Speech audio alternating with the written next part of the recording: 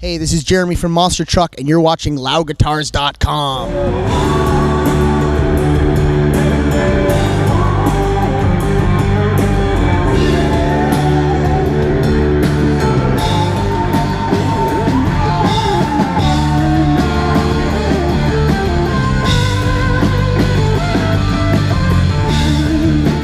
Hi, Pamela Ashton here with loudguitars.com, and I'm thrilled to be sitting with Jeremy Widerman from Monster Truck.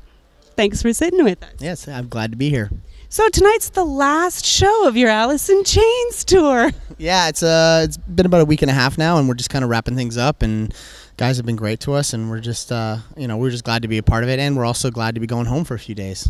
Oh, bet. How long's it been since you've been home? About 3 weeks, which isn't that long, but we've been driving an incredible amount on this tour because they've got tour buses, and we're just chasing them in the van. So, yeah, we're glad to get a couple days off and get some sleep in. I see. Now, if we can go right back to the beginning, because I really like the story of Monster Truck, how it came about, and I have to say I did some homework, and I really admire your honesty in interviews, the down-to-earth, approachable, and it makes knowing your story all that much more interesting. Yeah, so I just feel like adding in there, like, I think it's only interesting if it is the truth. Even if the truth sucks sometimes, there's a lot of times that the truth isn't actually that exciting, but it still ends up being better than an exciting lie. So that's kind of a Canadian trait too, isn't it? I guess. I don't know for sure. We haven't done a lot of traveling yet, and it'd be interesting to see how everything else is on the other side of the ocean there. Well, you started in 2009, 2011, first EP. In 2009, first EP. Yeah, I think the first EP was out in 2009. The band started in 2009, I believe. It might have been 2008. My brain is scrambled eggs. But yeah, we've been around for 4 years, so just minus that. But yeah, first EP was a self-titled EP, and it was just a business card to send out into the world, kind of. And so how many songs are on that first EP? Just 4 songs. We were in a situation we didn't have a lot of money, and again, with both EPs, we didn't have enough money to do a full length, even though we had the songs and we wanted to do a full length. But the idea was do 4 songs really well instead of 10 songs kind of half-assed. So that was what we did with both the EPs until we got enough steam and enough support to do the full length. And you took those EPs and you fired them out to record labels, PR companies, booking agents, everywhere? Not really, no. I mean, the band was started to be just for fun in the bar scene, kind of almost like a cover band that doesn't play covers. It was really meant to just be for Hamilton and just for ourselves. And I guess we kind of did that more with the Brown EP, but the first EP was really kind of just like get it recorded and give it away. And we gave away the Brown EP as well after that because it worked so well, but it was really just about giving it to the people who wanted to hear it, and we paid less attention about getting it into industry hands or anything like that. And we even released the Brown EP ourselves for free on our website for about 8 months until it actually got picked up and then re-released. Okay, so it was like truly a labor of love, a passion project, just full of let's do this, and if people pay attention, cool, and if not, it's making us happy. Yeah, definitely. I mean, it was started almost as an affront to the music industry because I was sick of it and in general, and I just wanted to do something that had no rules and no boundaries and didn't have to answer to anybody except us. And we were all really on the same page right out of the gate, and we kind of talked about it as a group before we started. And it's funny how it kind of got twisted into now being fully engulfed in the music industry, but I think it started from a really honest place, and that's why we've had a lot of the success that we've had. Okay, so you managed to get some tours with those EPs once they were released. You got some tours under your belt, and some big ones. Slash, Deep Purple, massive. That must have been phenomenally exciting and satisfying on such a deep level for you, having stayed true to your music and then what you wanted to play. So and you toured heavily, and then you came back and did Furiosity. Yeah. So what was the recording process like for Furiosity? Was it a big difference in the studio, the vibe, compared to what was going on with the EPs? So this is a long This is a long answer. We basically did the record the first time, and we went to LA to do it with a LA producer in this studio that used to be Sound City. It's now been changed into something else called Fairfax. But we went there and we did it, and we kind of had a clash of vision with the producer as far as what he wants to get out of a record and what we were expecting, and it just didn't turn out very good, and we actually had to come to terms with the fact that we weren't happy with it and we wanted to scrap it and redo it. And that's what ended up happening. Eventually, after like 4 months of like basically toiling with the record, we just scrapped it and started over. And when we started over, the process that we used to do it the second time was very similar to what we did on the Brown EP. Same producer, and really kind of concentrated on getting back to basics. And we were in the same, other than going to the Asheville, North Carolina to cut the drums, everything else was exactly the same as basically the Brown EP, but with more time, which was, I was very happy about that. And did you write in the studio as a group, or had you had some songs that you'd been kicking around on tour and trying to perfect on tour before going into the studio? A little bit of both. We had a large group of songs that we'd been playing on the road, which was great because we'd honed them right down to what, as close to perfection as we could have them. And then we definitely were writing in pre-production, which was basically taking Eric Ratz, the producer, bringing him to the jam space, showing him the new songs, working them, reworking them, demoing them, showing them to the label, because we kind of had to show what we were working on to the label. Now that we'd screwed up the first record, we had to kind of like show them that we weren't going to screw it up again. And so, yeah, we spent a lot of time like working on a couple new songs. A couple of the songs on the record that are a little more different than our standard, what we've been kind of come to know as Monster Truck. We've kind of changed it a bit, just for a couple different tunes. But yeah, for the most part, it was a half and half. It was on the road for half, and the other half were done with the help of the producer and right before we hit the studio. And who is it? One person that does most of the writing in the band, or is it really a collaborative effort? It's a pretty collaborative effort. Songs usually start with a single riff or an idea. Sometimes we start with the song title, actually, but that's a whole other story. But yeah, we would sit down and we would start with maybe one riff that John would write or that I would write, and then we kind of either bring that riff to the rehearsal space and kind of flesh it out from there and kind of add parts, and everyone gets involved with where it should go from there, and sometimes it comes together in a practice. Sometimes we have the core structure of the song recorded on a iPhone or something by the end of the practice, and that's when we know we've got a good song. If it comes together like a snap, then those end up being the best songs for some reason, and the ones that we struggle with for 2 weeks usually just end up going in the trash. Okay, yeah, so it's a very natural evolution. And when you talk about playing songs that are maybe not in the mainstream of what you're known for right now, that's also still staying true to what's in your heart and staying true to making sure that your fans keep as open a mind as you guys have all the way through. Yeah, we don't stray too far. We haven't really done anything that's kind of like you would never have seen it coming. It's more been just about, it was less about having those songs and more about having a record that was diverse, because we are doing a lot of the same ideas for a lot of the songs, so it's good to have a couple songs in there to break it up a little bit, and we wanted it to feel like a journey. We wanted to have the songs kind of flow into the next and into the next, and we wanted it to feel like when you press play on the first track, you want to listen to the whole thing all the way through, instead of being like, I want to hear track 7, or I just want to hear that one song. It was more about, let's make this trying to make it somewhat of an experience from a band who typically has just been blasting off 3-minute rock songs one after the other. We wanted to do a little more with it this time. Juno winners, that must have been quite the trip.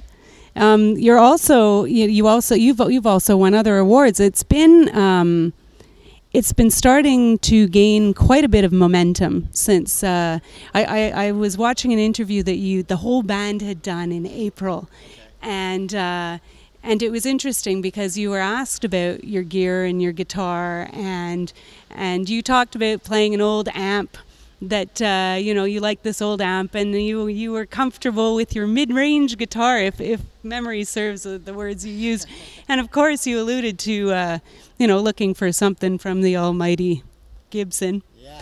And now had a peek at your site, and look at that, we see Traynor and Gibson. Yeah, it's developed a little since that interview, actually, for two reasons. One is Gibson has endorsed the band now, and we're getting a little help from them. My guitar, the one I was using at that time was a mid-range guitar. The guitar I have now, or the guitar I'm using now, is a 72 Gibson SG, and it's not far from mid-range because it's 40 years old and it sounds incredible. And then as for the amp that I was using, I was in Minneapolis about a month ago, and I walked into a secondhand store, and there was another one, like an exact same replica of my head, which is insane because there's only 300 of them in the world of this exact like model and run of amps, and I never thought I'd find another one. I've never seen another one anywhere, and I walked into the store and there it was. It looked brand new, you know. It's like 30 years old and it's sitting there, and I did a double take, and there's other ones that look like that are like knockoff, kind of like they'd been reproduced in Japan or China or something. And I thought it was one of those, and then I checked it and it wasn't. It was a hand-wired, real deal Soldano SL60, and I bought it right there in the spot. Now I've got 2 of them, and in fact, the serial number is only 5 digits apart. So they basically like came off the line the same week. So now I've got 2, and I blew the main one up, the one I've had for 8 years. I blew it up a week ago. So I had to switch to the backup that I just bought, and I'm using that tonight. I'm loving that. And then the main one's going to get fixed, and I'll have 2, and it'll be the best thing ever. That's great. And what are you using in terms of pickups and strings? For pickups, I'm using the Gibson Classic Plus, 57 Classic Plus humbucker. It's basically kind of a replica of the PAF, which is like one of the most like legendary pickups of all time. I've put them in both my guitars. It's kind of like a lot of guitar players tend to use a lot of hotter pickup. My amp is screaming hot, so I don't really need that extra bite on the guitar too. And I'm using D'Addario. I'm using D'Addario strings, and it's a kind of a custom set that I've come up with on my own because they don't make the set that I want them to make yet. Yeah, well, hopefully the band gets bigger and I'll be able to convince them to make this staple set that they can sell. But it's basically 12 to 52 gauge D'Addarios, but I've swapped out the 52 and the whatever it is, the 46, and up those a little thicker because we're drop tuned into D standard. So I need the thicker gauge so that it doesn't whack so far out of tune if I hit it super hard or whatever. And do you take a number of guitars on tour? I take 3. I take my Gibson SG, which is my main guitar. I use it pretty much all the time. I've got a backup, which is my Les Paul Studio. It's a 2002 Les Paul Studio. I use that for so many years, and it's gotten better with every year, but it's still not as good as my SG. And then I've got a third backup, which is Harvey's guitar. It's his Hagstrom Swede, and it doesn't come out of the case very often, but it sounds awesome. It's just not really my style. But yeah, we got 3 guitars. I hope to have a lot more. I'm really pushing on Gibson right now to give me another SG, but we'll see how that goes. Okay, Gibson, hook 'em up. Monster truck, Jeremy, hook 'em up. What are you doing for pedals right now? You seem like a bit of a gear guy. You enjoy all the different sounds and tones and play? No, I don't like pedals very much. I mean, they have a time and a place, and there's a lot of guitar players that use them to great effect. I love my tone straight into the head, but I run a couple things. I'm running a wah. That was basically from the inspiration of playing with Slash last year and seeing what he did with it, and feeling like I needed to add a little dimension to some of the solos. So I'm using just a Crybaby Jim Dunlop wah, and I've also got a MXR Phase 90 that I use for about 40 seconds a night, and then yeah, the only other thing I've got going on right now, which is kind of a new product that Bad Cat has just come out with, and I've been bugging them for an endorsement. Bad Cat, I'm giving you so much press all the time, and you never return my emails. Did I just hit you with the mic? No, you didn't. No, you totally didn't. No, anyways, they made this product called the Unleash. It's basically an attenuator. It's this something that goes between the head and the cab that you can run the amp super hot, and then you can turn it down on the way to the cab so you don't blow people's heads off, but you still get that rich tone from having the power tubes lit up all the way. And it has 2 separate levels of attenuation, so you can do 2 gain stages and switch between them, and it's the best invention in the history of guitar for me. It's exactly what I've wanted someone to make for like 5 years, and they finally invented it this year. And so I use that, and that to me like makes my whole pedal board. It's just I'm allowed to stay at a really awesome sounding volume, and then I can hit it and go a little bit hotter for solos, and then go and have it be the exact same tone as before, but just a little bit louder. Instead of being fuzzier or gainier or whatever, it's actually like fully louder. and then I can switch back and no muss, no fuss. That's great. Because it's tough, right? When you're playing rhythm guitar and then you've got to switch into leads. We're not talking about a rock band that has 2 guitar players, so you've really got to be able to do it all and step out. So yeah, your gear needs to be able to step up. So Black Cat, right? Bad Cat. Bad Cat. Bad Cat. Yeah, All right. They're a boutique amp company in the States. They make great amps too. But I'm in love with my Soldano. But I want them to give me another one of those because I paid full price for that one. I want a free one or a cheap one, and I want it now. Bad Cat, give me one. Anything else on the wish list? No, I'm pretty easy. I'm not greedy. I've got all the amp in the world that I need, which is awesome. I've got my guitar that I love to death, which actually got broken on a flight like a couple months ago and got repaired, and it's awesome. And yeah, I don't need much. I just want another SG from Gibson. I want a Bad Cat, and the lights just went off on us. I think that's the end of the interview. All right. So what's next now? Just going home, taking like a week and a half off, playing Key to Battle with the Sheepdogs, and then I think basically we are going to go on tour in the States with a band called 10 Years, and we're looking at doing some European touring, UK, stuff like that in the fall, but we'll be announcing that soon. Okay, I have to go back to this interview that I saw back in April, and somebody asked you what makes you nervous, and you said playing an arena, because I haven't done that yet. But now you've done Download. Yeah. How is that? I'm not nervous anymore.